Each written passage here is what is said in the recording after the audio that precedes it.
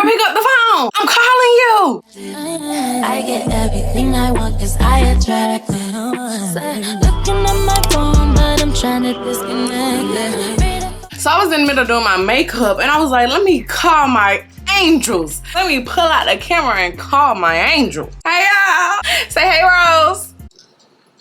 Anyways, let's just get into the tea. So as y'all can see, I have moved. New apartment, who dis? Brand new whip, got no keys. Everybody got no time. Please, you don't leave. I'm getting ready to go bowling and then I am going to go bar hopping afterwards. So like I said, I called my girls. But anyway, let me tell y'all about the day I went on. I did tell y'all he was a drug dealer. Yes, don't judge me. I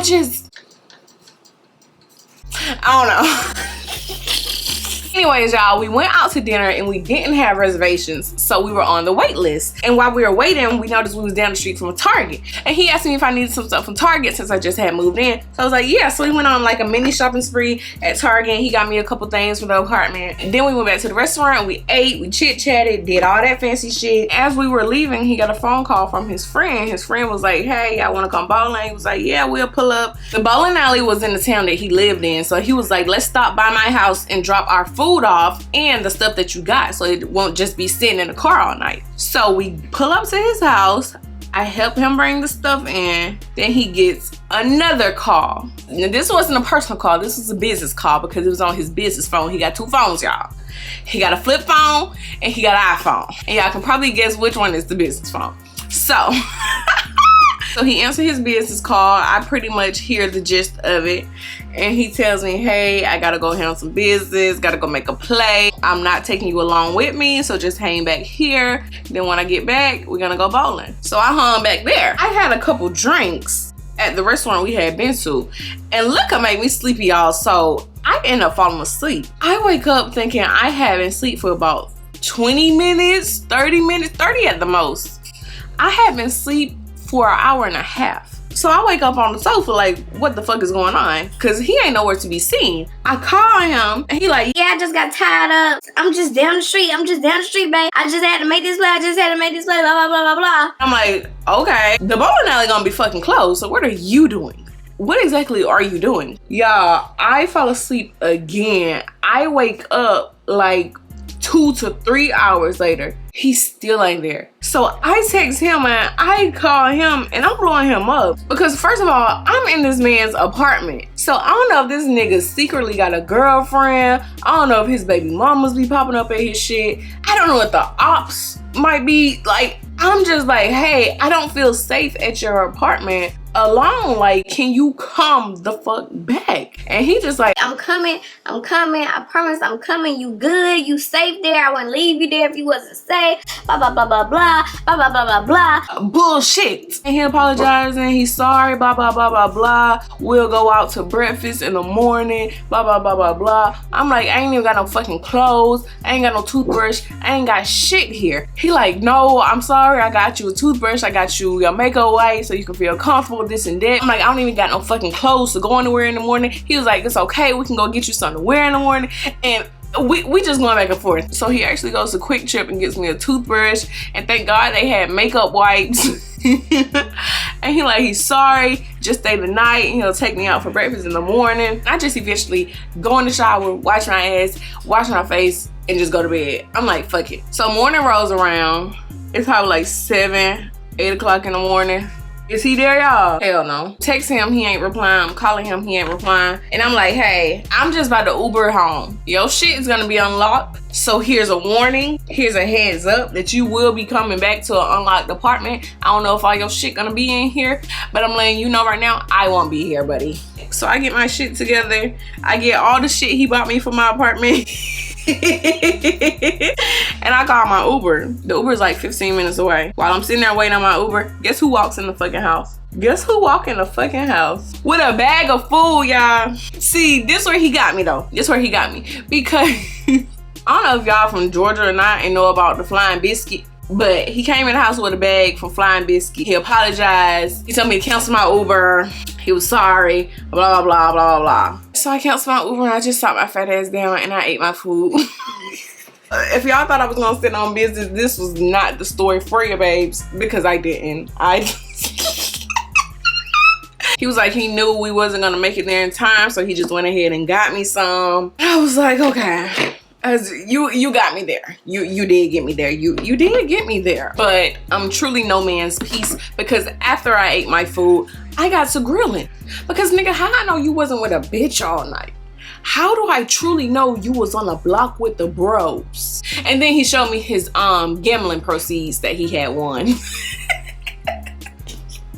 And he threw me a couple hundred. So there's that. The other date was cool. I mean, I'm not in communication with him no more though, because this is one of my pet peeves about a nigga. Don't volunteer yourself or say or elect yourself to do something and not do it, especially if I didn't ask. Cause I'm not really the type to be asking. Like, cause honestly, to me, if a nigga wanna do it, he gonna do it. Granted, I will ask sometimes, but I feel like if he wanted to, he would. One day he FaceTimed me and I was putting up my Ring camera and I wasn't sure if the property manager allowed us to drill. So he was like, you know, they do have the holders that you don't have to drill. You just slide it on the door. And I was like, really? And he was like, yeah, they're on Amazon. I gotta order me a couple things tomorrow. I'll order you one. And I was like, you know, that's very sweet.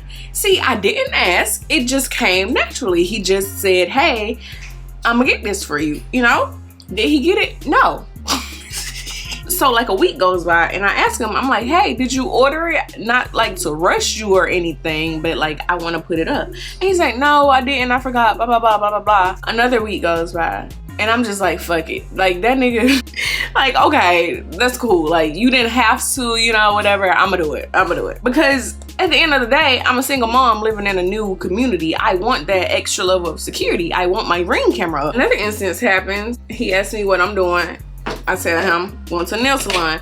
Okay, I'll get your nails did. Did he? No. That's cool because the nails gonna get done regardless. The nails and toes gonna get done regardless. Whether you do it or another nigga do it or if I do it.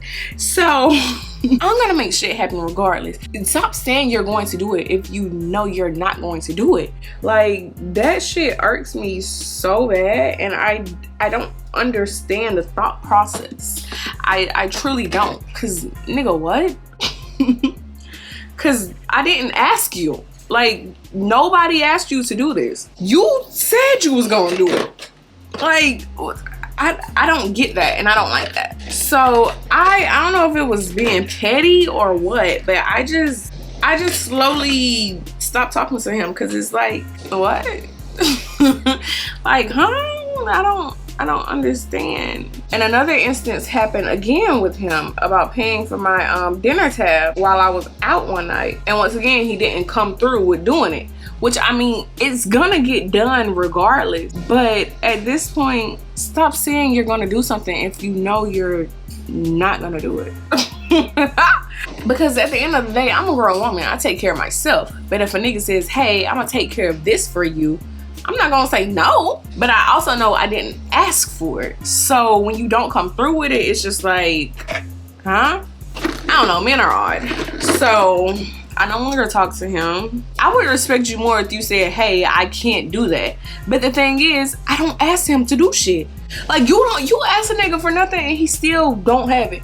Y'all, I went out with my cousins last night and this nigga just randomly come to our table complimenting us and he told the waitress he wanted to buy us a round of shots. So the shots come, we take the shots and he get up from the table and he's like, let me go check on some random ass name. And we like, oh, okay, cool, he here with his friends. So he goes to check on whoever the fuck. And we notice this nigga is outside. This nigga is at valet waiting for his car. And we like, we like, what? So the waitress come back and she asking, is everything okay? Is everything cool? And we like, girl, he outside. We know what the fuck he doing. So she takes the check outside. She come back in like, he didn't want to pay for the shots. He tried to fight me. We did not know this man. This was a random ass man that came to our table and wanted to buy us shots. And we like, what? Like, she said she had to get police on him and everything. He was like, he didn't want to pay for the shots. He said he was just gonna pay for one shot. And I was like, no, you said you was gonna pay for all the shots. So she was like, she just told him to pay for the hookah because the hookah was only $50 and we would pay for the shots. Because he was like, why are 3 shots $70?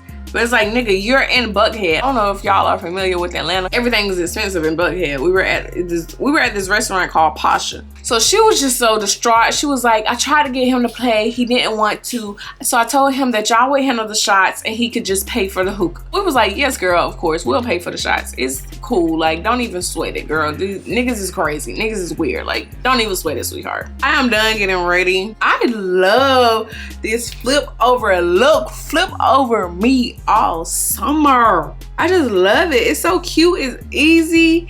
It's just pretty.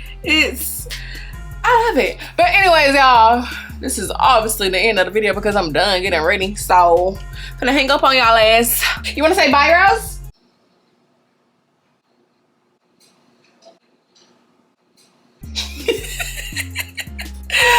Bye, y'all. See you next video.